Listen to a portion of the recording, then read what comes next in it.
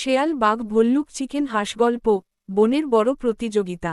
একদিন বনের সব প্রাণীরা ঠিক করল একটি বড় প্রতিযোগিতা হবে। কে সবচেয়ে বুদ্ধিমান আর দয়ালু সেটা দেখা হবে।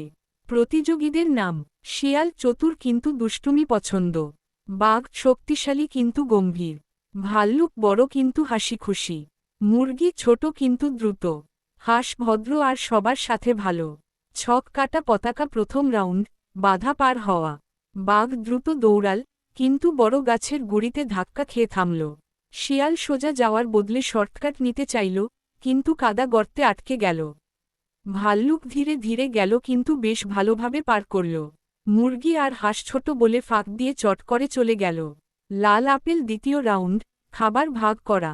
এক গাছ থেকে বেশ কিছু ফল পড়ল। বাঘ বলল, এগুলো আমার।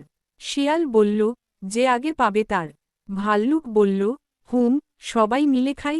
মুরগি আর হাঁস বলল, হ্যাঁ, সবাই মিলে ভাগ করে খাওয়াই ভালো। অবশেষে সবাই মিলে ফল ভাগ করে খেল। বাঘও বুঝল ভাগ করে খেতে বেশ মজা। ট্রফি। ফলাফল ঘোষণা। জঙ্গলের বুড়ো হাতি বলল, আজকের বিজয়ী সেই, যে দয়ালু ও বন্ধুদের সাহায্য করে। তাই মুরগি ও হাঁস বিজয়ী হল। বাঘ, শিয়াল, ভাল্লুক সবাই হাততালি দিল এবং বলল, বন্ধুদের সাথে থাকলে সবাই জেতে।